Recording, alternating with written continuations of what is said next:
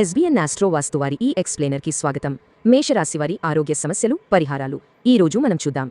అసలు ఈ మేషరాశివారు ఎందుకు ఇలాంటి ప్రత్యేకమైన శారీరక మానసిక సవాళ్లను ఎదుర్కొంటారు? ఆ కారణాలేంటో ఇప్పుడు తెలుసుకుందాం. ప్రధానంగా ఈ రాశి నేరుగా అగ్నితత్వానికి అంటే పిత్తదోషానికి కనెక్ట్ అయి ఉంటుంది.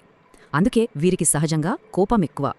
జ్యోతిష్య శాస్త్రం ప్రకారం చూస్తే తల, మెదడు అలాగే ముఖభాగంపై ఈ రాశి ప్రభావం చాలా బలంగా ఉంటుంది. దీనివల్ల తీవ్రమైన మానసిక ఒత్తిడి, మైగ్రేన్, జుట్టు రాలడం, పక్షవాతం, అప్పుడప్పుడు గుండెపోటు లాంటి రిస్కులు కూడా ఉండే అవకాశముంది. ఎందుకిలా జరుగుతుంది?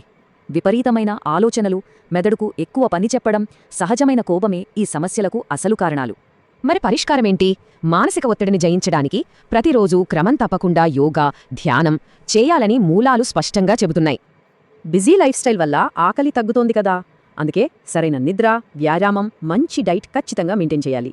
సహజమైన కోపాన్ని అదుపులో ఉంచుకుంటే మానసిక ఆందోళనలు తగ్గిపోయి జీవితంలో అద్భుతమైన విజయాలు సాధిస్తారు అనడంలో ఎలాంటి సందేహం లేదు. ఆధ్యాత్మికంగా సుబ్రహ్మణ్యస్వామి, లక్ష్మీదేవి ఆరాధన, అలాగే గురువారం నాడు విష్ణు పూజ చేయడం వల్ల జీవితంలో అద్భుతమైన ఫలితాలు కనిపిస్తాయి.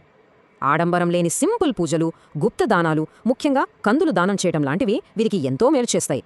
అలాగే ఎరుపు రంగును వాడటం ఒక మంచి రెమెడీ. జేబులో ఎర్రటి రుమాలు లేదా టోపీ పెట్టుకోవడం ఎంతో రక్షణ ఇస్తుంది. అయితే వీటన్నింటికి మించి ఎప్పుడూ మనోధైర్యంతో ముందుకు సాగటమే ఈ రాశివారికి అసలైన అత్యుత్తమమైన పరిహారం అని గుర్తుంచుకోవాలి.